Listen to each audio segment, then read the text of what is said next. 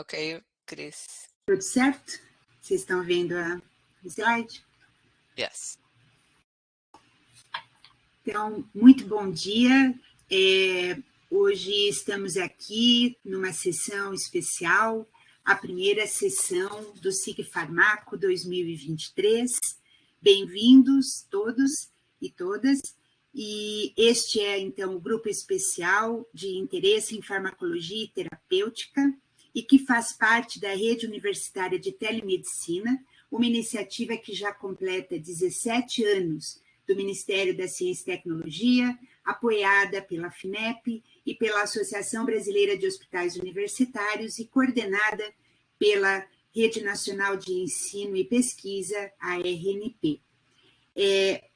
Eu posso dizer que é um prazer que estamos reiniciando esta nossa série de seminários que teremos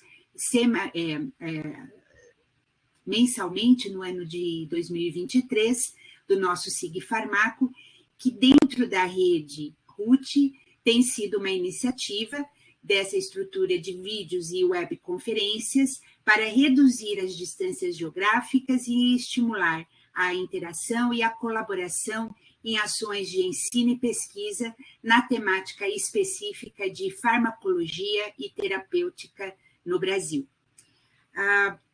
Hoje é um dia especial, não só pelo que já estou colocando aqui, por ser o primeiro encontro do nosso grupo e dos nossos convidados em 2023, mas porque celebramos neste mês exatamente 5 anos de existência dessas reuniões oficiais. Na realidade, o nosso grupo iniciou em 2017, quando, juntamente com a equipe da RUT, da RNP, com toda essa equipe técnica, começamos a discutir a importância de termos esta ferramenta e a importância de estarmos estimulando a farmacologia e terapêutica dentro das temáticas dos grupos de interesse especial desse grupo, né? Que temos hoje, vocês podem ter uma ideia do número de SIGs existentes na RUT dentro do portal que tiveram acesso durante o seu login nesta reunião. Então, são 5 anos. E justamente nessa primeira reunião que consideramos em 2018, fevereiro de 2018, como sendo a oficial dessa série de reuniões mensais, ela foi uma reunião também especial, porque contamos com o seu palestrante, o professor Adalberto Vieira, professor titular da UFRJ, na época coordenador do CB2 da CAPES, e que naquela reunião comentávamos, discutíamos, planejávamos e já tínhamos o interesse de, a partir de discussões que foram iniciadas dentro dos nossos grupos, na Sociedade Brasileira de Farmacologia e Terapêutica Experimental, a SBEFT, que continua nos dando apoio a este grupo, de como seria, então, tentarmos fazer uma iniciativa que interagisse, desse mais visibilidade para a nossa área e tivesse uma oportunidade de maior interação entre não só farmacologistas no país, mas também interessados na área. Estes SIGs, eles estão centrados, parte dele da infraestrutura física, em hospitais universitários. Então, aqui temos uma oportunidade de audiência que tem sido, ao longo desses 5 anos, uma audiência que vem trazendo profissionais da saúde, pesquisadores, estudantes, todos nós que temos esse olhar e esse interesse, né, e inspiração de conhecer mais e fazer, né, a área da farmacologia terapêutica com distinção dentro do nosso país. Hoje somos isso. Temos aqui, dentro deste ambiente, ao longo dos 5 anos, representações de instituições que são hoje mais de 54 integradas dentro desta plataforma online, representando farmacologistas vinculados a programas de pós-graduação em farmacologia, programas de pós-graduação que têm farmacologia dentro de suas áreas temáticas, mas também, como falei, profissionais em outros locais de hospitais e outras instituições de ensino e pesquisa. Aqui representados, então, as instituições com rede física de webconferência da RNP, vinculado aos hospitais, e também instituições representadas, algumas delas aqui, e no mapa vocês podem ver que praticamente estamos unindo, ao longo desses 5 anos, mais de 50 seminários, 50 atividades que tivemos mensais. Portanto, eu aqui, Maria Cristina Werneck de Avelar, sou aqui da Unifesp, da Escola Paulista de Medicina, faço parte deste grupo coordenador, e comigo, professores Emiliano Barreto, da Universidade Federal de Alagoas, professora Roseli Godinho, da Universidade daqui da Unifesp, Escola Paulista de Medicina, professor Paulo Guedini, da Universidade Federal de Goiás, e o professor François Noel, da Universidade Federal do Rio de Janeiro. Então, em nome do grupo coordenador, agradecemos a todos que durante esses 5 anos ficaram aqui com a gente nas sessões, a todos os palestrantes, moderadores, colegas, que fizeram desta tarefa uma tarefa possível. Então, se voltamos na primeira reunião, vemos que teve sucesso, e isso também porque contamos com todo o apoio e toda essa infraestrutura que, especialmente depois do período da pandemia, houve toda essa evolução, né, nessa conferência, com vários pontos que hoje vemos como sendo pontos importantes só para melhorar a nossa participação aqui. Então, agradeço a todos em nome do grupo coordenador e vamos seguir, então, neste ano de 2023 com uma agenda que vocês podem acessar online nesse portal que temos agora, que vocês receberam as instruções, e alguns lembretes rápidos técnicos. Então, manteremos os microfones fechados, temos agora a oportunidade dos participantes usarem o closed captioning nas línguas de inglês, espanhol e português, que é uma ferramenta que está sendo colocada e vai ser melhorada ao longo deste ano. Então, aqueles que queiram usar, por favor, olhem do lado inferior esquerdo da sua tela, você tem essa opção de ativar a tradução. Registrem seu nome e instituição pelo chat, por favor, e as inscrições para perguntas por áudio, elas poderão ser consideradas, mas enfatizamos que para melhor continuidade da sessão, nos casos que precisar, que venha pelo chat, e a moderação vai decidir se daremos, poderá ter esse acesso ou não. Mas, por favor, usem o chat para suas perguntas e comentários ao longo de toda a sessão. Há uma nova regra para a presença da sessão, todos receberam nos convites, se não receberam, nós vamos passar o arquivo PDF aqui pelo chat. Há uma nova forma de registro de presença, que vocês têm que logar num link que colocaremos aqui no chat, e é importante que lembrem que a presença só será registrada durante o momento desta reunião, ou seja, no período das 9 às 10h30 da manhã. Importante que, para aqueles que registram presença, há agora uma oportunidade de emissão de certificado diretamente pelo portal da RNP, cujas instruções seguirão depois para vocês no chat. Bom, a estrutura da sessão, então, após esta minha fala, haverá, então, a apresentação pela moderadora da sessão, teremos 2 palestrantes, a seguir, abriremos para um debate com perguntas e comentários. No dia de hoje, que temos 2 palestrantes, nós seguiremos o primeiro palestrante com uma discussão, na sequência, o segundo palestrante e uma discussão. E no encerramento, voltaremos para lembrar alguns informes. Então, eu, a partir de agora, vou trocar para a língua inglesa, porque esta sessão em particular é uma sessão que temos palestrantes originários de outro país, né, do Reino Unido.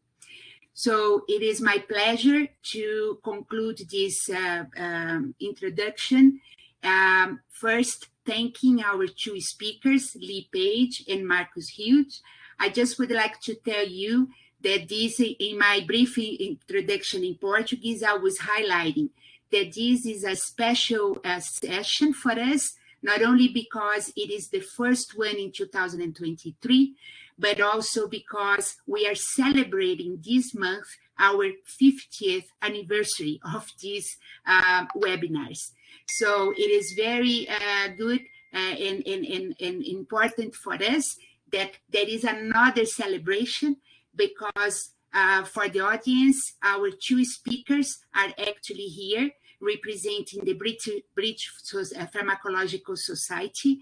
And so it's another point of celebration, because beginning with this presentation, there is this goal that we can strengthen the relationship among our Society of Pharmacology, BPS, this platform for educational initiatives that certainly we will have British Pharmacological Society participating in other moments, and also because it's an opportunity for all the ones that are here, and Marcus and Lee, as you see, we have representative members from all places in Brazil, and our presentations will be available online. So not only the ones that are live with us, but the ones that will have opportunity to see your message later on.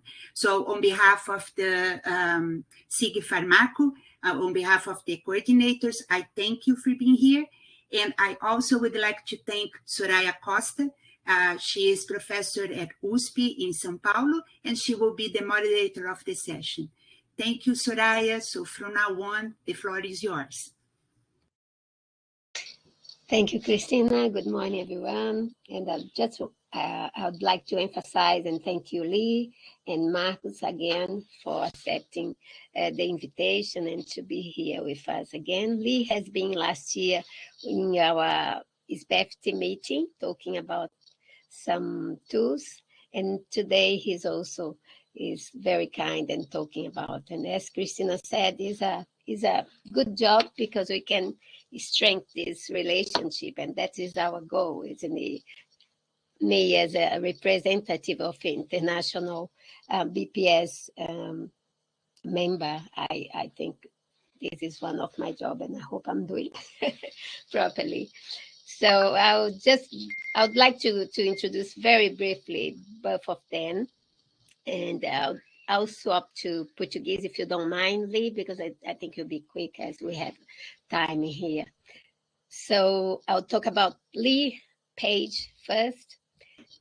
Bom, ele é então responsável, né, o Head of Education and Engagement at the BPS, mas Lee, antes disso tudo, ele é formado em Química Medicinal e ele tem pelo menos 12 anos de experiência como químico em indústrias farmacêuticas como a Glaxo e a Astex, e ele é especialista e com conhecimento bem profundo em química medicinal. Ele tem um Master em Química, um MSc em Química em Heriot-Watt University, em Edimburgo, e ele se associou, né, ele começou a ser parte do grupo de funcionários da BPS em 2016.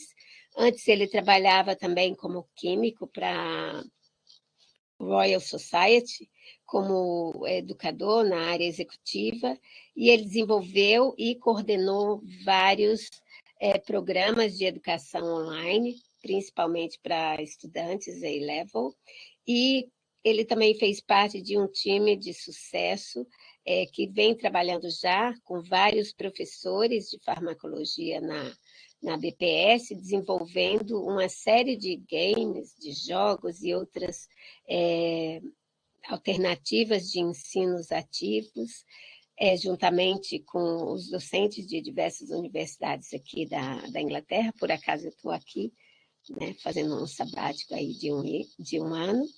Então, o trabalho do Lee é esse, fazer essa interface de demonstrar, apresentar e trabalhar junto com os docentes de farmacologia no desenvolvimento de novas ferramentas ativas ou não para o ensino da farmacologia. E aí, we're gonna go to the second one, which is Marcus Hughes, also a new staff member of BPS.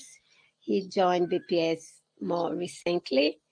Então, antes o Marcos, ele tem um doutorado em biologia molecular. Ele trabalhava como cientista na universidade, antes de ser membro, né, da BPS, ele trabalhou como cientista na área de biologia molecular na Aston University, em Birmingham, pelo menos 8 anos, com experiência em pesquisa, e depois ele trabalhou também ele adquiriu seu doutorado na Warwick University, e ele começou a trabalhar como membro da BPS em 2022. Antes ele também trabalhou na ADI Instruments, que nós todos conhecemos, né? Ele trabalhava com essas ferramentas de educação em farmacologia e fisiologia e com vendas de softwares e equipamentos para as universidades, tanto no Reino Unido como também na Irlanda.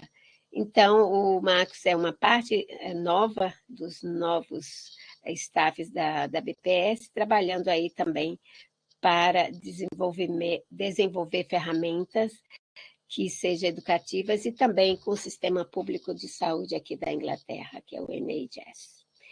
Então, I would like to just introduce you. I know you didn't understand much what I said, but I promise I said what you sent to me. And I just want to thank you again, and please feel free to start the talk, Chris, if you think is the moment. Thank you very much again, guys. Thanks, Soraia. Can I be made presenter? I've got that grey button, so I can't share screen at the moment. Yeah. Can you share? Francois, can you make Lee able to share the screen, please? Thank you. Oh, yeah, it's there.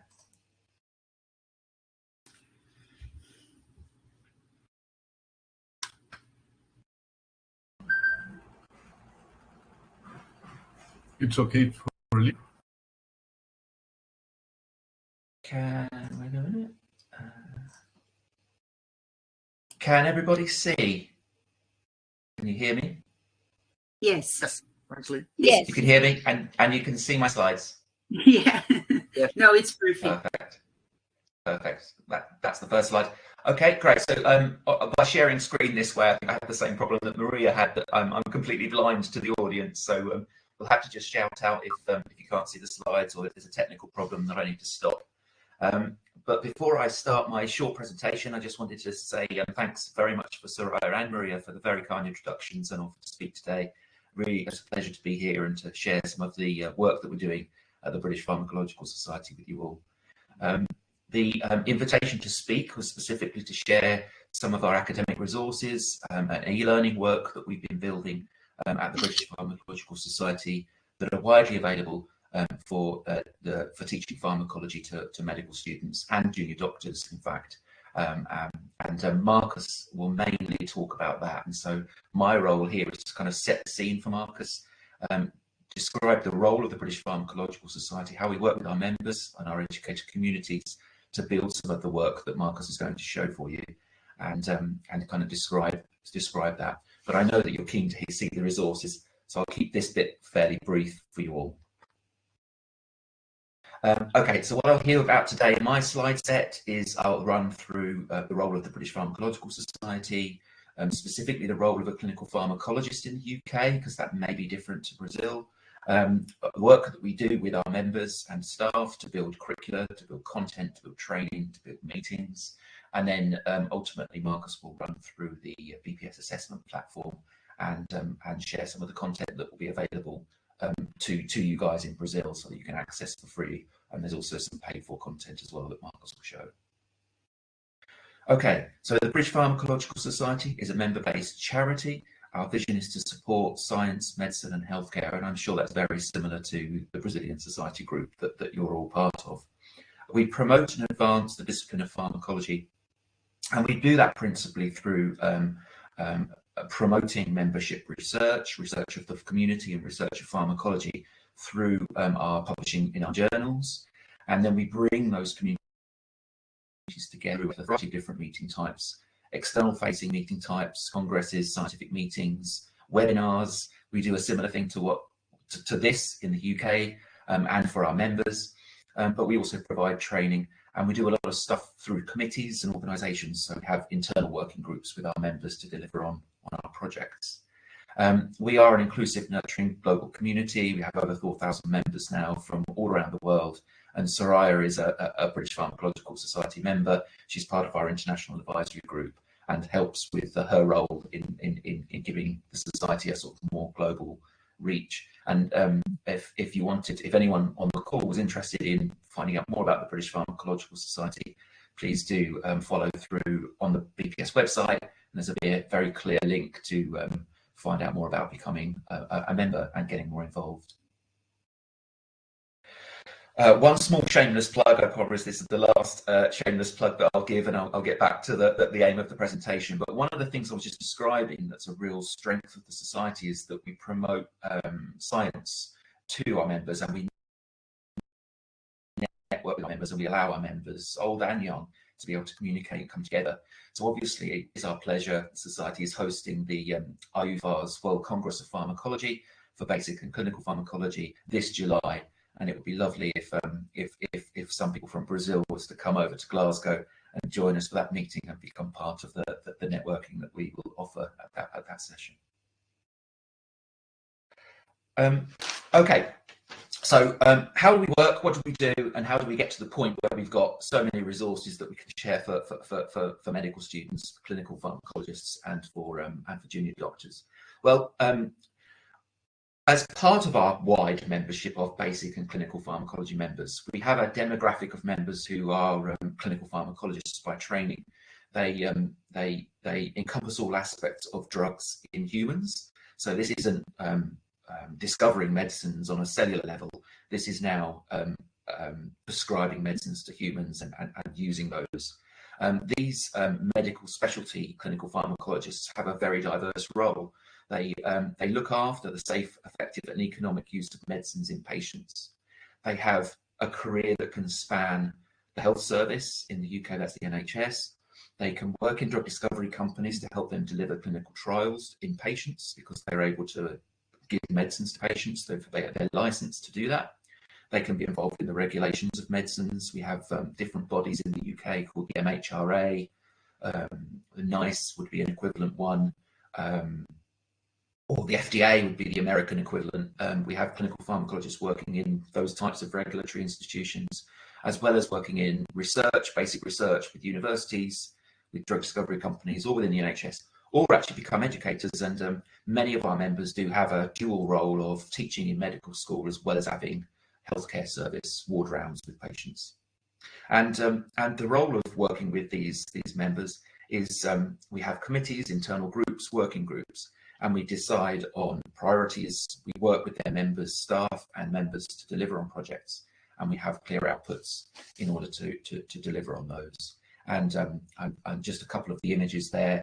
We've got a collaboration with members to deliver our prescribing safety assessment, which is one of the central pictures there of a standard setting group to set the standards for the exam. And over on the right-hand side, we've got an example of an educator webinar where we put together a series of bi-monthly calls, very much like this call, where educators can come together.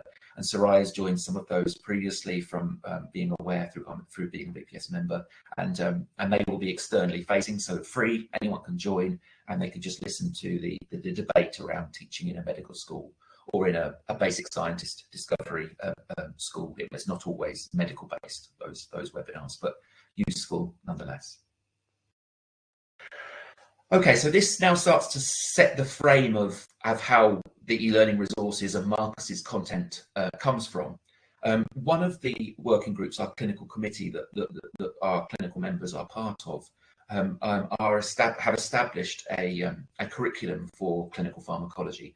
So this is a curriculum that is part of the Royal College of Physicians, and in order to prescribe medicines, you have to be a member of the Royal College of Physicians and pass their assessment exams in order to be junior doctor and a physician. And for those in training in clinical pharmacology, we have this specific curriculum put together.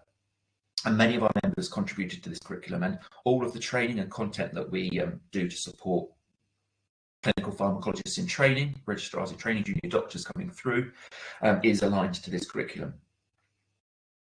Just to summarise, this isn't the full curriculum, but the bullets 1 to 5 there shows you the sort of breadth of what a clinical pharmacologist does. They regularly deal with adverse drug reactions and toxicology events in patients. They are involved in polypharmacy, so multiple drugs, drug-drug interactions, and multi-morbidity patients, so more elderly patients that have lots of different diseases, therefore take lots of different medicines and those chances of drug-drug interactions.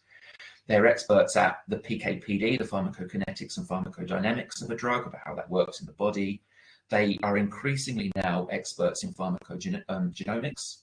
So that's the idea of recognizing the dose and appropriate use of medicines in certain patients, their likelihood of prevalence to have certain diseases, and how that can work together. So this idea of personalized medicine is definitely something that's coming on strong in the UK, and clinical pharmacology is very much at the heart of that, as well as delivering clinical pharmacology education and the idea of this clinical trials expertise. So that gives a flavour of the specialty of what clinical pharmacology is and does in the UK. And the Society, the BPS, provides national virtual training every month aligned to that curriculum. And there's a little screenshot there of some of the recorded sessions that are available to our UK junior doctors, how they've picked up training tips from experts. And those can be watched back for those that can't attend the live session. Another thing that we do really closely with our members, and this now gets even closer to what the wider platform that Marcus is talking about, is delivery of content as needed. So clinical committee are involved in something that's called the Prescribing Safety Assessment. This is an assessment that all UK medical students have to pass in order to then progress to become junior doctors after university, after they've finished medical school. And that's for all medical schools in the UK. And clinical pharmacology and our members is very much at the heart of delivering those prescribing assessment questions and exams. But it's not just in-house content, so we work with other organisations too. And obviously when it comes to prescribing expertise, our members are sought after in order to help with content in other platforms and other places. So that the National Institute of Health and Care Research, NIHR in the UK, have a platform. There's a whole bunch of resources available for junior doctors on there. And many of our members collaboratively work with staff and the NIHR to deliver prescribing-based resources on their platform for free, as well as the Health Education England, which is an NHS service in the UK, has an e-learning platform. And there are prescribing and safe prescribing based contents as well that is co-badged with the British Pharmacological Society and our members who deliver content on there.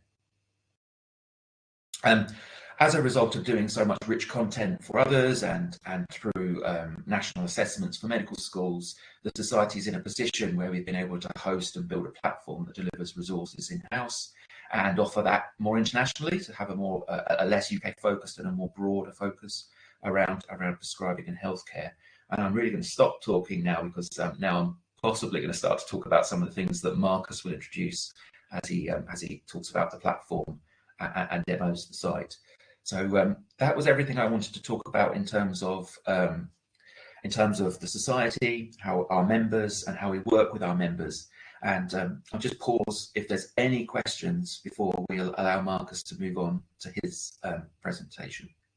Thank you, Soraia and Maria.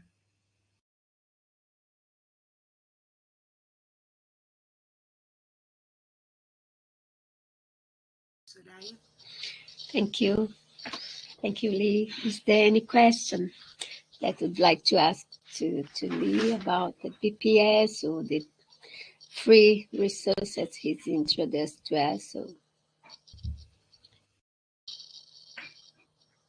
let's see in the chat. You can. ask in Portuguese or English if you want. I could read a question from Francoise Noel. Is that right? Yes, yeah. So the questions. I wonder yeah. if there are free education materials available on the BPS homepage. Yesterday I accessed education resources, but I could not submit the online informations to have free access to the content made available. The subsidiary medical e-learning online medical assessment company. That's interesting. So the BPS assessment platform that Marcus is just about to introduce does have a sign-up page. It's a very simple sign-up page, though. You only need to give name, surname, and email address in order to get access. And once you set up your account, once you set up a password, and you're able to get in, there is quite a lot of free content available on there that's available. So it's possible that you're having trouble with the sign-up process for that, or maybe you're not quite on the BPS assessment platform. So I guess the only thing I could say is I'm going to put my email address in the chat just now, and if there's a continual problem with signing up, then maybe we can follow up separately outside of this web call. I'll just post my email in there now, but it may be that Marcus can cover that more clearly. Marcus, I don't know if you've got anything to say on that point. Yeah, I've got a slide just pointing to the correct place to sign up for the free content as well. So that's towards the end of the presentation. So hopefully that will address it. But if there's any additional questions, as Lee said, we can help you out. There is another question from Leticia, if you can read, Lee, below. How do we get to go to study for a period, as you mentioned? How do we get to go to so is that in terms of the pathway of becoming a clinical pharmacologist? I think I'm going to assume, well, she's just replying yes. Okay, so in the UK there's so very briefly, there's lots of different ways of pharmacologists. We have a broad membership base. In the UK you can study for a BSc pharmacology degree, which allows you to understand the pharmacology, the basics of pharmacology, and people often go into careers in drug discovery companies doing cell-based research or an academic career. There's another pathway in the UK to become a clinical pharmacologist. That means going to medical school for 5 years.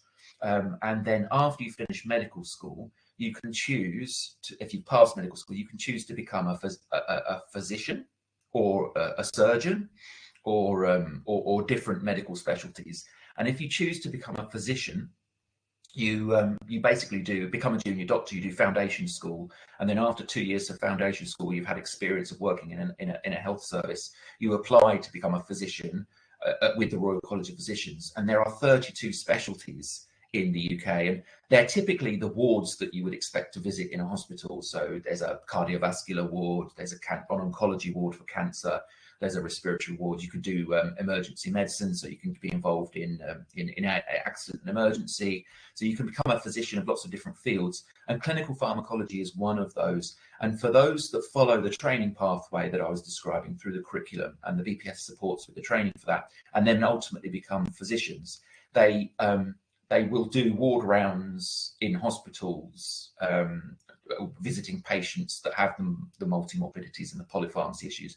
They can join departments that deal with toxic events in hospitals that can advise on patient use of different types of medicines there. And those physicians then often have that dual role of getting involved in clinical trials research if that's interesting to them. They can get involved in medical school education.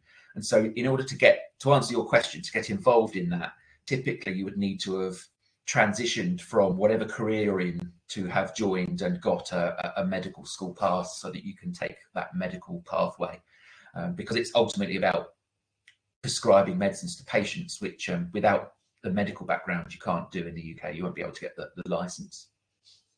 I hope that answers that question. I can see she's typing, so hopefully. Yeah. Yes. I can see. Okay, I have a question myself, Lee. I'm just out of curiosity. We are also developing our research and programs in education in our society, and I wonder in future if we have to like a translated material, how can we share? How can you make this in common with BPS to? Yeah, the translated materials piece is interesting. I don't know, Marcus, if you're able to talk very much, because I think in the platform project, which is more your thing, I think there has been translated content because it's got a very international focus. So I know that there are certain languages of the prescribing assessment being developed.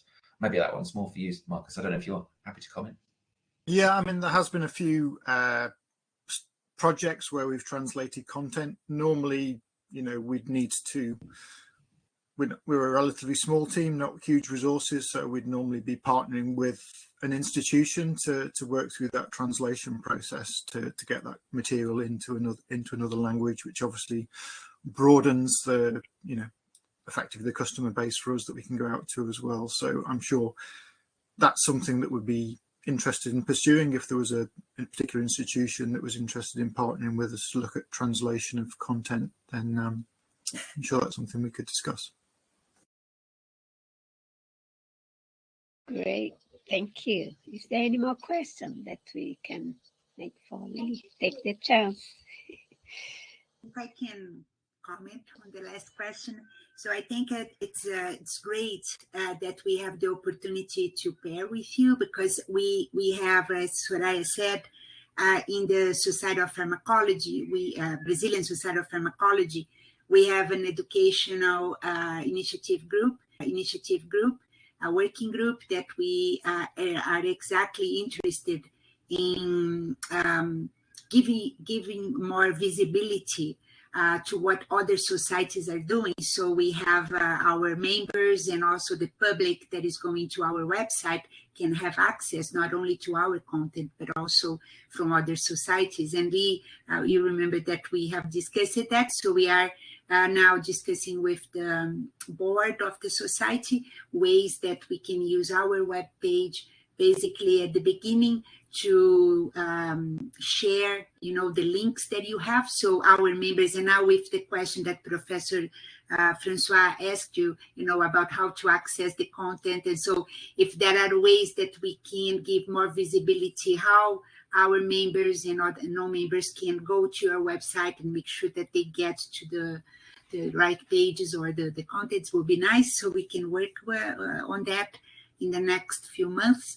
And also to tell everybody here in the audience that this idea that Soraia had, you know, to start promoting materials in our language, in the Society of Pharmacology, basically our communication is always in English.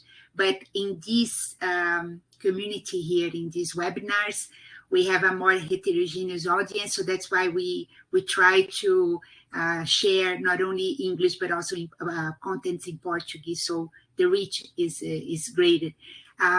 So the idea to have the possibility to have materials translated in Portuguese is very nice. So if we can explore that in the future, will be one of the points that we have in common, and maybe we can work more on that.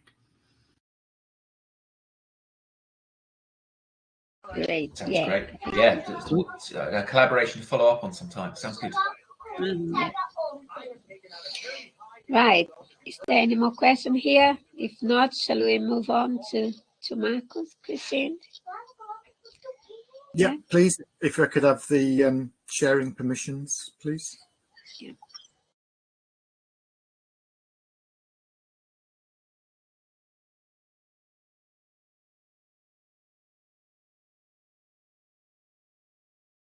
Thank you.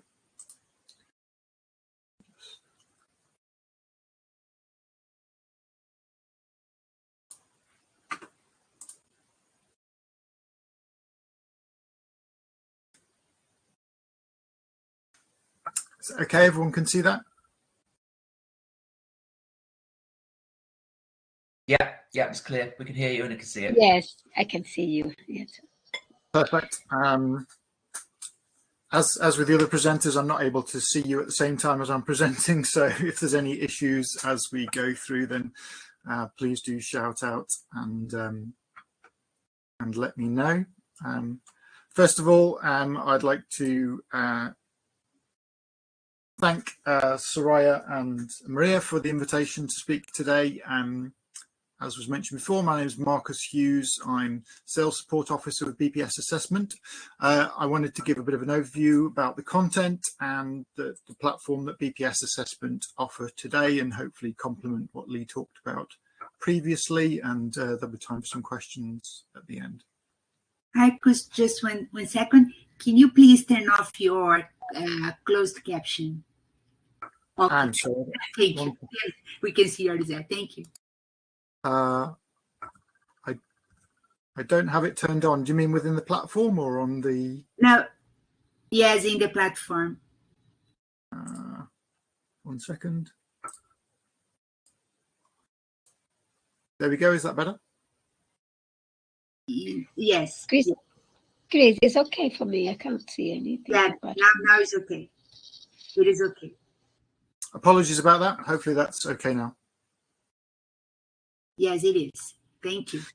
Good. So a little bit of background about BPS Assessment. You may not be familiar with who we are. So we are the commercial and assessment and learning arm within the British Pharmacological Society. So we deliver teaching and learning materials to healthcare providers, principally the NHS, as Lee's mentioned previously, but also to medical, nursing and pharmacy schools in the UK and more broadly to support teaching and assessment in medicines and prescribing. We work both in the UK and internationally. We currently have customers across 14 different countries, including places such as Canada, Australia, New Zealand, the Middle East. And across those countries, we're supporting the key stakeholders who are delivering that teaching and hopefully delivering safe and effective medicine practice within those countries. Over a number of years, BPS Assessment has developed a range of products and services to support improving prescribing practice and reducing risk of medication errors. And I'm going to go through some of those with you today and hopefully show you a little bit of the platform so you can get a better understanding of how that looks. First of all, just a bit of background to why we've developed these resources. So a bit of background to prescribing skills assessment. Everyone here will recognise that medicines form a key part of all healthcare systems. They're the main tool used to treat disease, alleviate symptoms, and prevent future illnesses.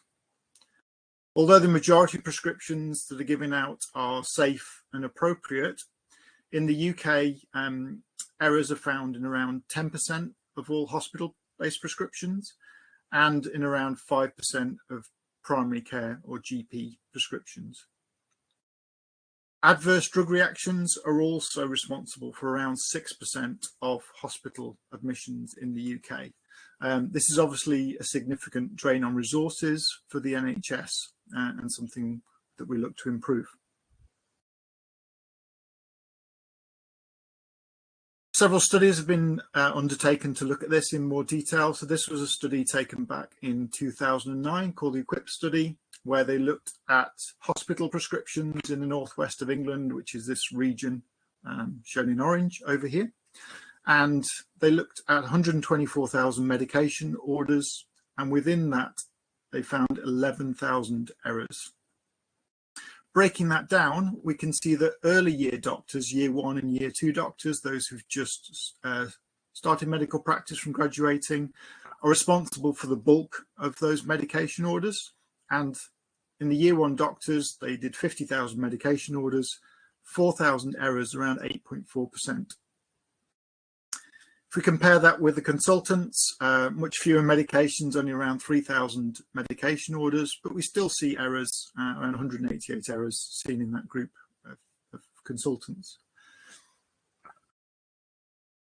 The study concluded that whilst there are sort of system errors within prescribing within hospitals, there are also educational needs that are unmet and requirements for improving education. This was a national study carried out in 2017 by NHS England, and here we saw that across the UK there were around 237 million medication errors made per year. Around 66 million of those had a potentially clinically significant effect, an error, and avoidable adverse drug reactions cost the NHS around £100 million a year. consuming around 180,000 bed days, causing 712 deaths, unfortunately, and contributing to a further 1,700 deaths. So this is a significant issue for the NHS, a significant waste of resources and time, and resources that could be better deployed elsewhere within the health system. Clearly not just a UK issue, so the WHO have looked at this, and there's a worldwide associated cost with medication errors of around 42 billion annually, which prompted the WHO to start their medication without harm.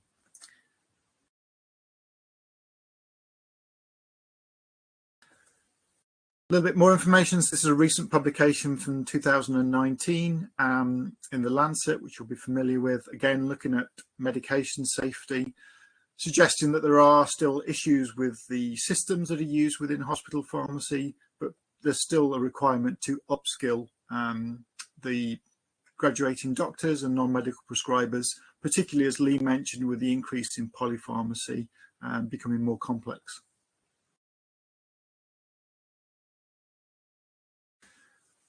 Over the past 20 years or so, there's been a number of studies, one of which I've already mentioned, which was the EQUIP study done back in 2009, and they've come to a similar set of conclusions about the current state of education. So these key messages are: new doctors within the NHS take on a large part of prescribing, as we saw from the EQUIP study.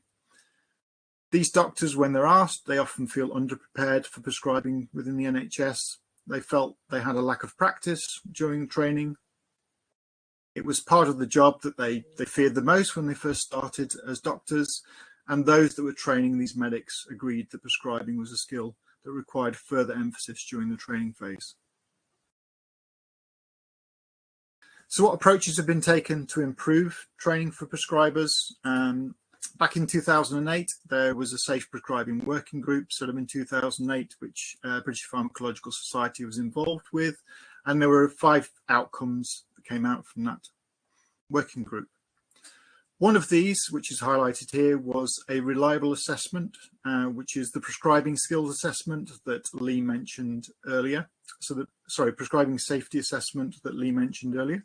Prescribing safety assessment is a national assessment delivered to all medical schools, and I'm just going to go through that briefly, as that's the foundation for the platform that I'm discussing today. So as Lee mentioned, the prescribing safety assessment is a national graduate competency scheme that's all medics within the UK undertake that examination.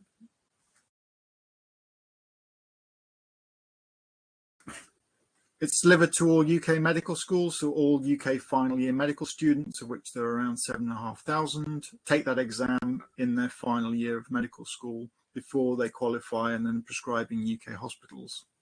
So all of our 34 UK medical schools, plus it's also delivered in the Irish and Maltese schools. The candidates are provided with practice assessments, so they get the opportunity to practice those exams, and then the exams are then delivered online from a central server in around 200 events from February to June. We just had our first of those events, which took place on February the 3rd, with around 6,000 candidates sitting at that point. The platform allows for rapid and automated marking of those exams, and the results are returned back to those students quickly. So it's a pass-fail assessment, and if the students can then repeat that if necessary. So the prescribing skills safety assessment, which is this assessment that goes out to the medical schools, was the foundation for the prescribing skills assessment that I'm going to go on and continue to discuss. So a little bit more about the prescribing skills assessment, which is the platform that BPS assessment provide. So again, it's an online training and assessment package to help promote better prescribing skills, preparing prescribers for the job that they need to do. It's designed to help bridge the gap between basic pharmacology education and its application within the clinic. It's based upon realistic clinical cases, so we use real clinical cases as a foundation for these questions. And it's built to allow a series of assessment, scoring and feedback. So as the students take the exams, they're assessed, they're given a score, and they're able to see the feedback that they've given for those questions, and they're able to repeat those questions to embed that learning. And I'll demonstrate how that works in a little bit. So the basic principles, as I mentioned, it's based on real clinical cases, and these are cases that are relevant to those junior prescribers would encounter within hospital practice. It's delivered online, so we use an online system based on Amazon, so it allows that to be available all the time. In the UK, it's an open book exam, so they're allowed access to our British National Formulary as they're working through. And it's a test of skills and deductive powers as well as just simply their knowledge.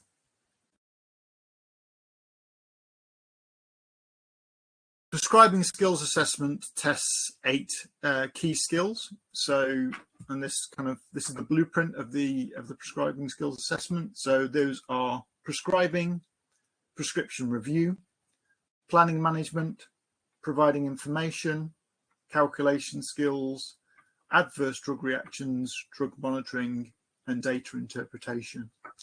And these are tested across various clinical disciplines within the assessment. So we have general medicine, surgery, elderly, pediatric, psychiatric, obstetrics and gynecology, and GP or primary practice testing as well.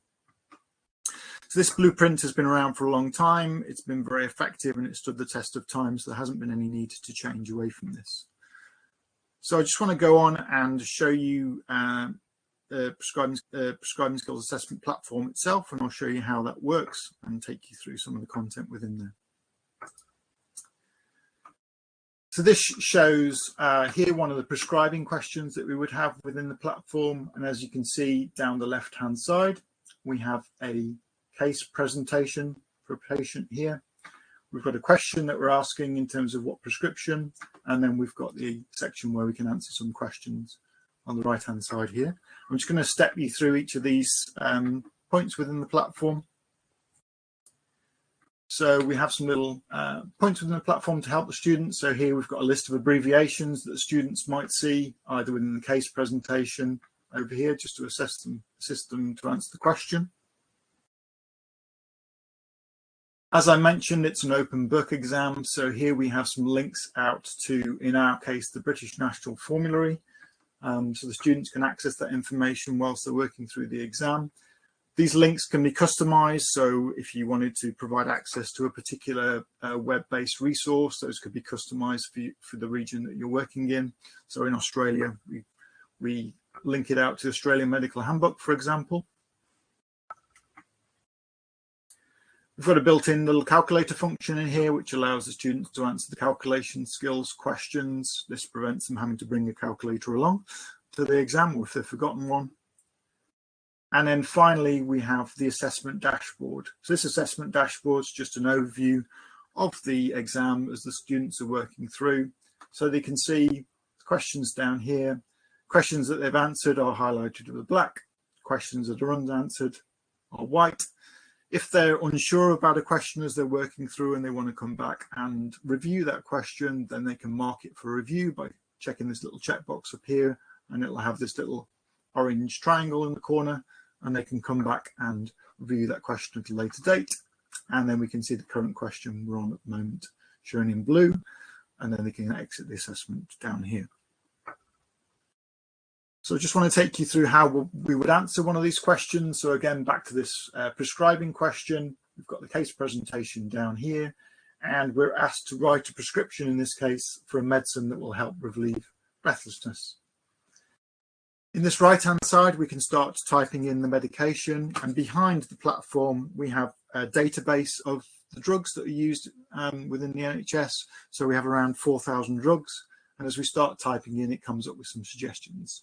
So in this case, we're choosing furosemide, these 10 mg per ml injection ampules.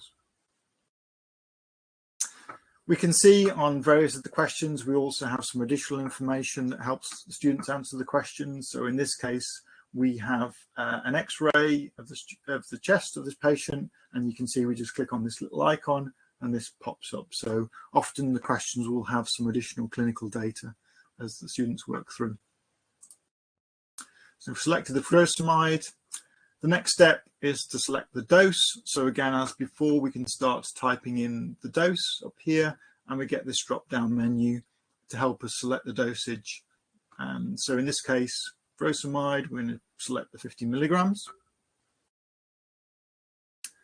And then finally, we complete this prescription by adding in the route. So in this case, they've added in the route as intravenous. This completed prescription can then be automatically marked. So we have an automated marking scheme that sits behind the platform that will show whether we were right or wrong, whether we were partially correct. And it will also provide feedback for the students, which I'm going to go back through and show you in a second. Just wanted to show you a few of the different question types that occur within the platform. So here we have the prescription review question type. So in this case, again, we have a case presentation of a patient.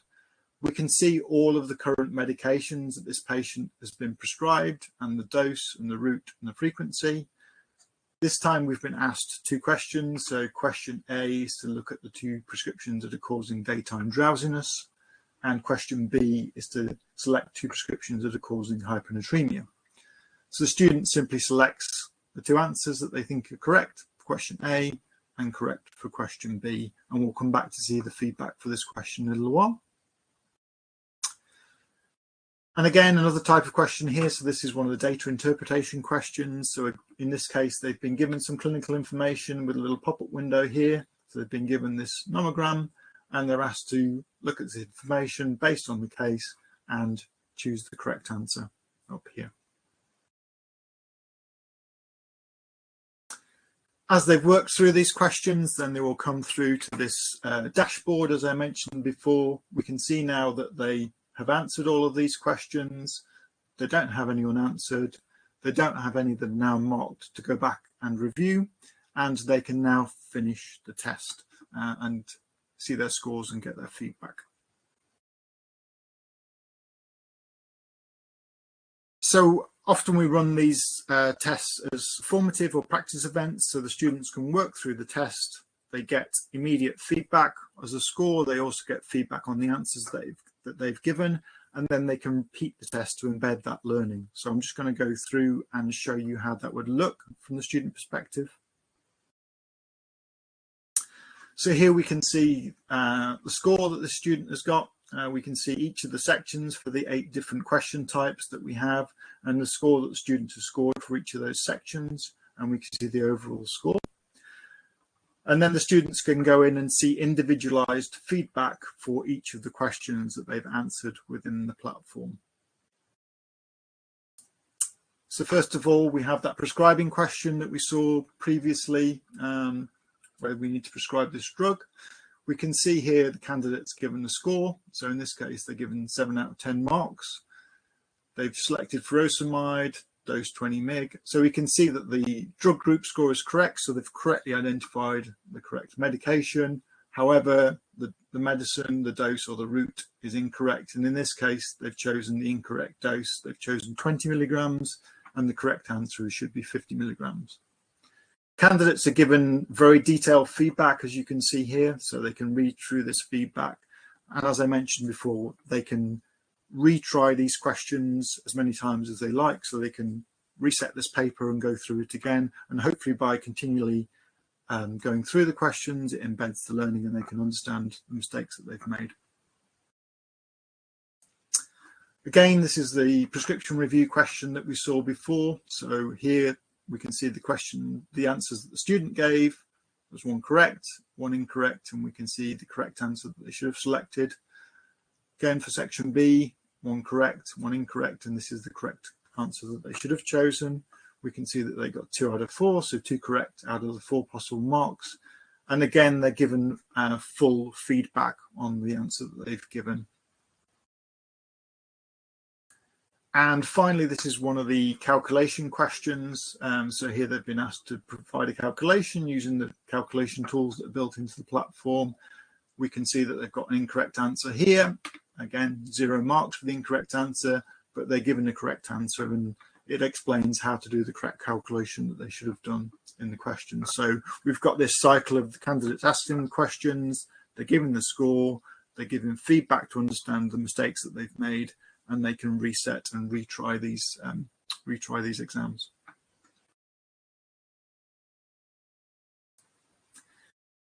As the students work through these exams, towards the end of the exam, we provide the students the opportunity to feedback on how they feel that the exam has gone, the good areas and the bad areas of the exam. We generally get very high feedback. One area that's sometimes is lower is the time provided for answering the questions. So when we do run these exams as a timed exam, they're often quite time pressured, so the students have quite a lot of questions to get through in a fairly short amount of time to simulate, you know, the pressures of a clinical environment. One interesting feedback that we get from the students is that they often tell us that they get very little opportunity to practice prescribing during their training. And the nice thing about the prescribing skills assessment platform is, as you saw, it gives them the opportunity to prescribe medications in a safe environment, and they can see the feedback and see whether they got those prescriptions correct or incorrect. So just a little bit of feedback about what the prescribing skills assessments achieved within the UK. Obviously, it's an online assessment, and when it's used for the summative assessment for medical schools, it's capable of delivering large numbers of students in multiple locations at the same time. It includes very high quality case-based questions, items that are relevant to effective and safe medication practice. And as you've seen, it includes automated marking and feedback tools. It's an interactive learning tool, enhances confidence and raises profile of safe medication, and it stimulates better training experience and prescribing quality.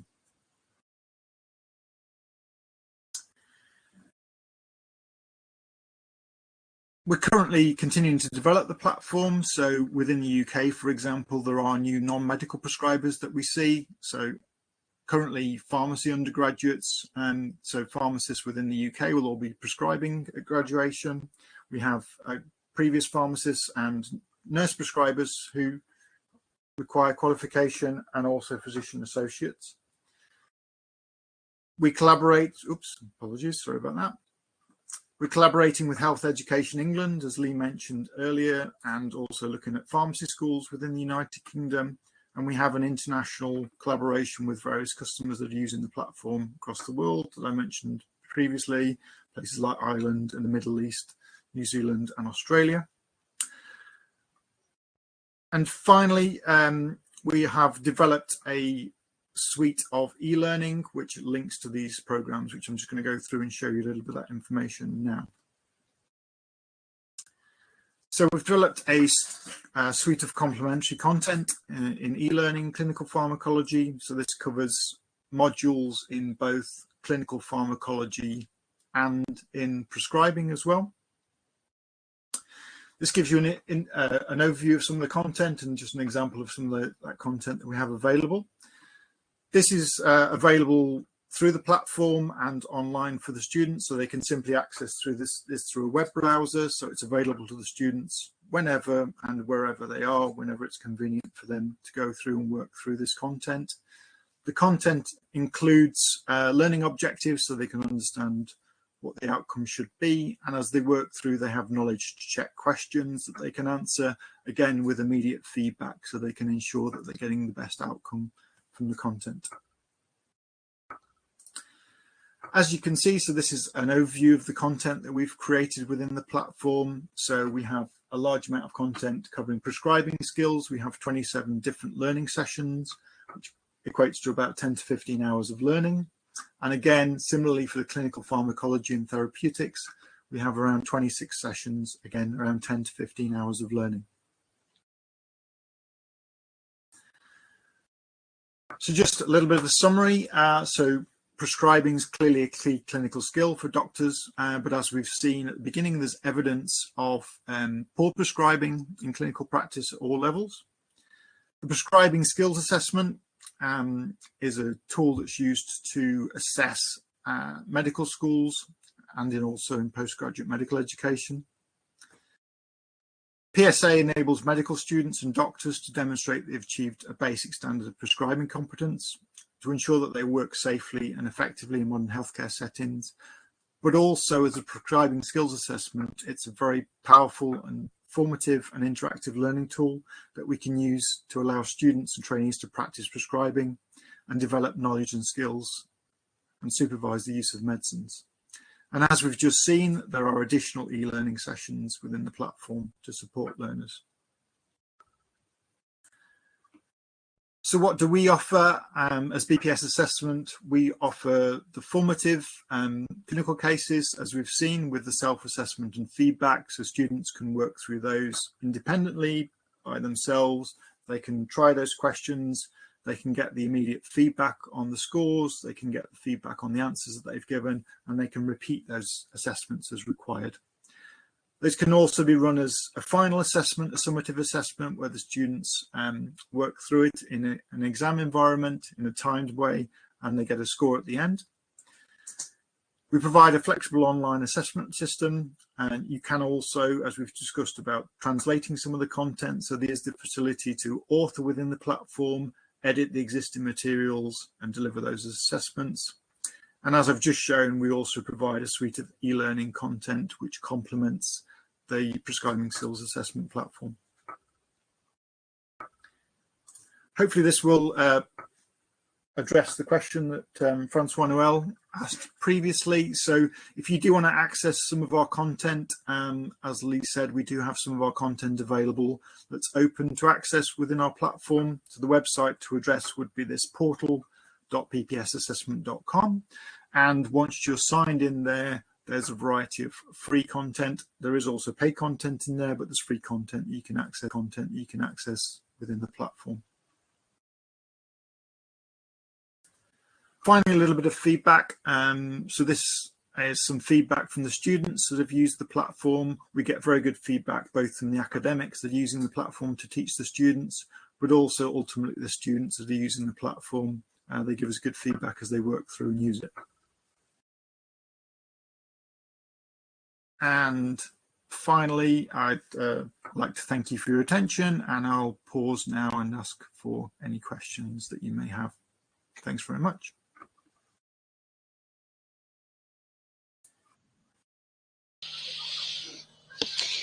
Thank you very much, Marcus. Just see if we have any question here. Lee was already posting some links that you just showed at the end. It was very good talk. Thanks to share this knowledge with us. And I wonder if anybody wants to make any further questions. I would like to have one question, if I can. I was just curious about how did you get this NHS contact to start to work on these questions? How this started? Did you contact the NHS or did they contact the society to start to develop some of this work together to help the clinicians? Yeah, you'll forgive me for my it predates my time at the society somewhat, but I think I forgot to mention we work in collaboration to deliver the assessment for the graduating medical students. Then we work in concert with the Medical Schools Council, so that that final exam is delivered by BPS, but also with MSc as well. So they administer the delivery of that exam. That exam is delivered to all of the final year medical students. To progress from foundation year one, so when they enter practice in foundation year one, if they haven't passed that exam in medical school, then they will need to pass that exam to progress to foundation year two. It's also increasingly being used for international medical graduates. Obviously, we have a skill shortage within the NHS, so we do increasingly get international medical graduates coming into the UK system, and they will also pass through that exam as they process through the system.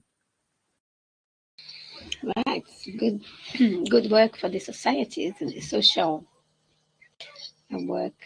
Yeah, some ideas. Yeah, it has a good profile for the society, and you know, it's a good thing that the society is involved in. Yes. Is there any question here?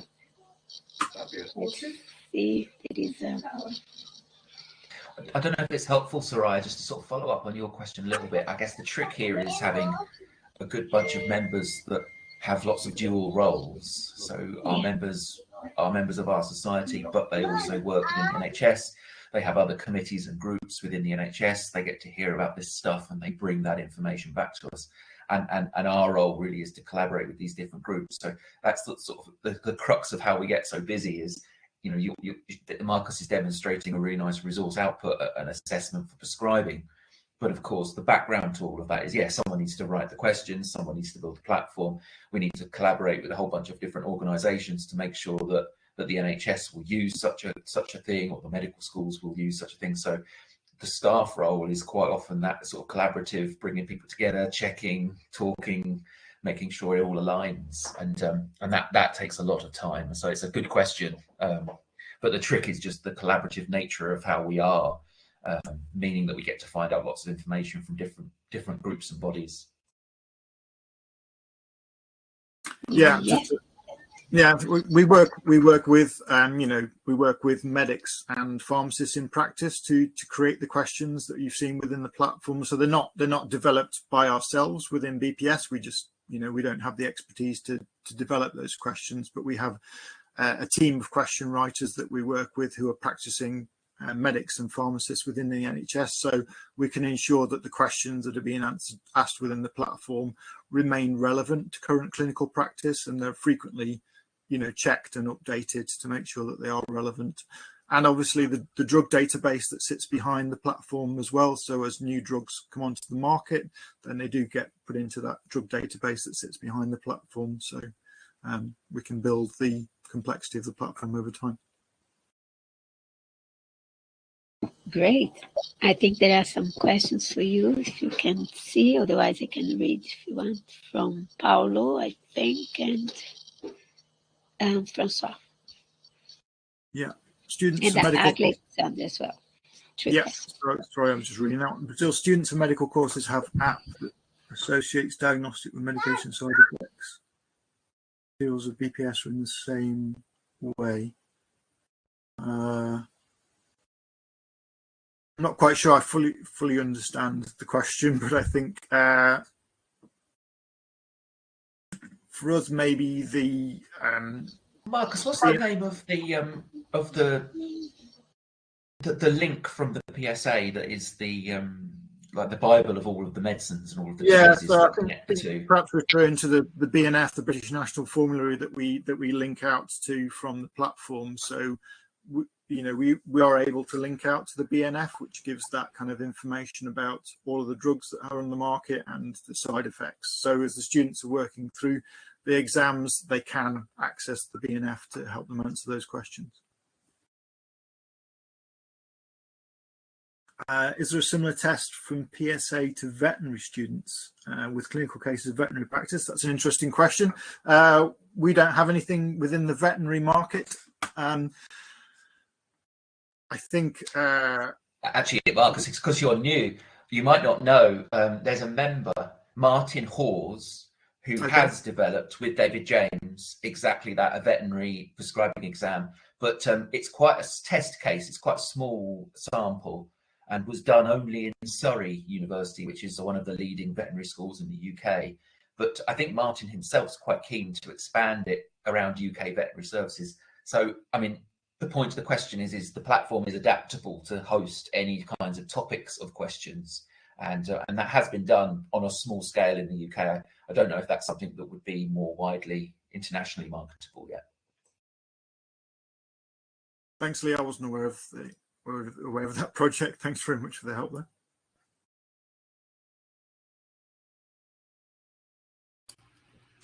And the last question from Francois, probably more directed to you, Lee, I think. Yes, I mean, explore the BPS website. I'll put the link to it up now.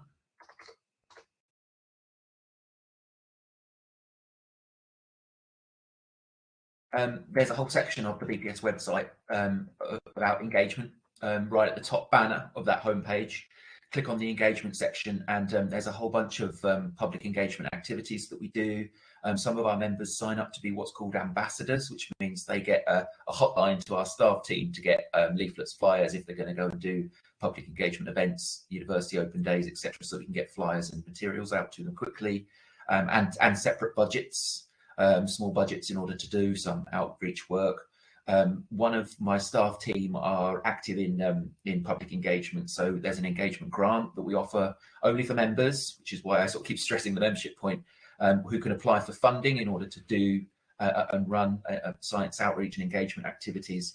And Charlotte, my staff member, is actually doing a lot of video work at the moment, such that we're sort of sharing videos on our YouTube channel, talking about what pharmacology is, how medicines are discovered, where vaccines come from, sort of all this sort of basic outreach, engagement type science stuff to sort of make people more aware. I think one of the things we do know from our research with the public is that they don't know what pharmacology is, and it often in the UK gets confused with pharmacy.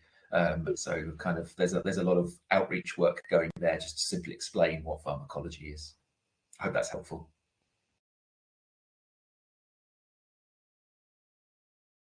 Yes, very good, thank you. Is there any more questions here? No? I think I would like to ask Marcus, so during this assessment, do you provide certificates at the end? For example, if they get the content that they have, if you pay to use the platform, do you provide any kind of certificate or something like that that the student can use for his curriculum or her curriculum? Not normally, but some institutions do. There is the capability of putting a certificate in the platform. So, for example, if a student wanted to say they'd completed a certain number of hours of particular learning, then you can provide a certificate from within the platform. We are in the process of releasing some continual professional development content within the platform, which is specifically for the Royal College of Physicians in the UK. So it's for trained medics to prove that they've achieved a certain number of hours of continual professional development within the platform, and at the end of that they would be presented with a certificate which would certify they've completed that training and completing a number of hours of training. So certainly the capability to do that is within the platform. Yeah, I was wondering about that when you were mentioning your collaborations with all the other countries. I think they are institutions, right? They are all universities. Predominantly outside of the UK, it's universities. Within the UK, it's universities and health trusts, but outside of the UK, it's universities, yes.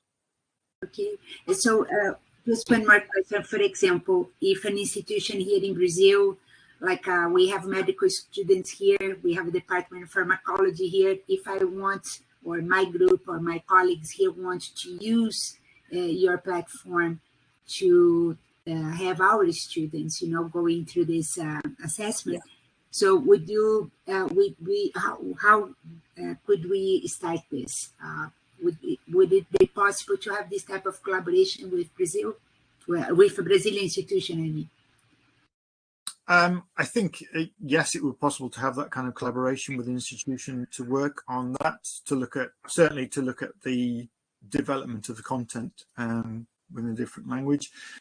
We are the commercial arm of BPS, as I mentioned at the start. So obviously there are commercial contracts with some of these universities around the globe. So we do sell the platform and we sell the content to these institutions in other parts of the world. So we do, enter into a commercial agreement generally with those users that are using it outside the UK. Okay. Well, there is a lot of emphasis right now here in our institutions for internationalization. So it's possible that most institutions they are going to be even interested in the content in English. That's something that could be used as a way to emphasize the use of the language and the knowledge of pharmacology for our students. So there is a lot of... Sorry, Maria. No, that's okay. I was just going to say, yes, we've got a lot of our users are, taking the content as is in English. Obviously, in terms of the drug bank and the drug base that sits behind the platform, then there maybe need to be some customization based on the particular drugs that are used in a particular territory. And as I mentioned, linking out to the specific resources that you may want to give the students access to. So the BNF is suitable for our students in the UK. You can link that out to specific resources that are relevant to your students in your countries. Okay, thank you. Just to complement what Christina said, and what about private institutions? Do you also have this contact? Because in your list I saw you have only universities and also the health institutes. If some industry is interested, do you also deal with this? So anyway, it's a paid platform, so yeah, I mean, you know, I'm sure we would enter. We just don't have those kind of customers at the moment, but there's no reason why we wouldn't. I mean, we certainly are seeing, particularly with some of the Middle East customers, they are, you know, private medical schools and or private hospital groups as well that we're talking to within the Middle East. So there certainly wouldn't be any barrier to us entering into agreements with that kind of customer. Great. And if there is any of our members that develop some interesting game or education research, how do they contact you if you are interested to adopt or to share the knowledge? Yeah, I mean, again, you can contact me on the email address that I posted in the chat, or if you come through to the BPS assessment website, there's contact links on there. Be happy for you to come through and reach out to us. I think, you know, we're keen to increase the number of countries that are using the platform. So we'd be very happy if there's anybody on the call today or after today that wants to reach out to us and discuss how we might work together. Then we'd be very happy to entertain that conversation.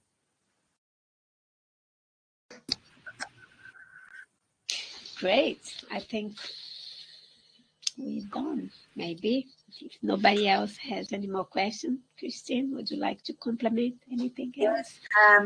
I would like just to ask Marcus to put your email address in the chat. So yeah, sorry, I did it previously, but I'll type it in again just now, so it's front of mind. Yeah, thank you. So Francois, I have the access. I'll just reshare my screen with you.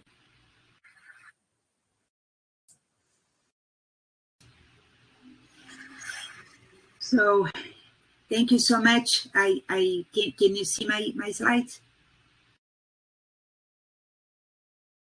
Yes, Chris, we can. Okay, because it's I cannot see. Okay, so first, I would like to really thank Lee and Marcus for your participation today. Thank you so much. I think there are great possibilities for collaborative work, and this is a very interesting session because our moderator, Profa Soraia Costa, is here. She's representing USP and the Department of Pharmacology here from that university, but also she, as part of this group knows, she's going to be our next president for the Brazilian Society of Pharmacology. And so it's nice that not only for our SIG Pharmaco, these collaborations and potential next presentations here of other types of initiatives that you have in your society. It's going to be you are going to be always welcome to be here, but also, you know, the activities that are going to be continued to be sponsored and try to have a collaborative collaboration with you in BPS. So thank you so much for your participation. Thank you, Soraia, for the moderation of this session. I just want to remind everybody that so this session has been recorded, and as we have been doing since 2020, when you go to the website, is BFT, the Brazilian Society of Pharmacology website, you have the list of previous sessions there. You can have access to the recorded videos. You just go from there to our YouTube SBEFT link. And in a few days, this session will be also added to that list, so you can have access to that. So next slide. I just want to remind you one more time, it's important to record your presence. And I will turn to Portuguese now. Registro de presença tem uma nova forma de ser processada. Tem um link que vocês estão vendo, vocês receberam nas instruções, como eu falei anteriormente.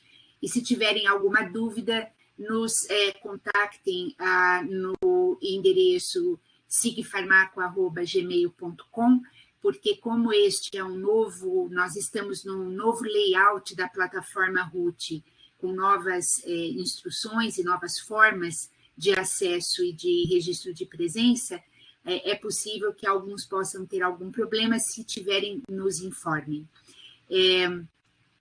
E, para terminar, lembrando que a próxima sessão será, então, no dia 15 de março. Está sem som. É possível também colocar esse link para inserir presença aqui ou não na plataforma? Não. Está sem som? Agora voltou. Tá bom. Vou pedir para eles colocarem o link, o grupo SIG, se puder colocar o link da presença no chat, por favor. E lembrando que no próximo mês nós teremos a apresentação da professora Helena Cristina Assis, da Universidade Federal do Paraná, com a temática da toxicologia dos contaminantes aquáticos emergentes e o uso da remediação para descontaminação de água. Então, com isso, eu encerro e gostaria de lembrar, este ano, então, 5 anos de SIG Farmaco, e agradecer a presença de todos, a presença dos palestrantes, e especialmente agradecer aos coordenadores e toda a equipe RUT, RNP, pelo apoio, por esta plataforma e todas as mudanças e melhorias que estão sendo feitas para que as nossas sessões sejam cada vez mais efetivas aqui online, mas também visibilidade, né? Não só a este SIG. Então convido a todos para sempre estarem, quando estão entrando pelo portal do SIG, que também acessem outros SIGs que estão lá, que com certeza tem sessões que vocês podem ter interesse. E essa é a comunidade, né, e o portal e a rede RUT RNP, que nós temos, então, iniciando novas perspectivas aí, a partir de agora, em 2023. Então, agradeço a todos. I thank all the coordinators, my colleagues that are here, all of you. And one more time, Marcus and Lee, thank you so much. And I close the session. Thank you. Thank you. Thank you. Bye-bye.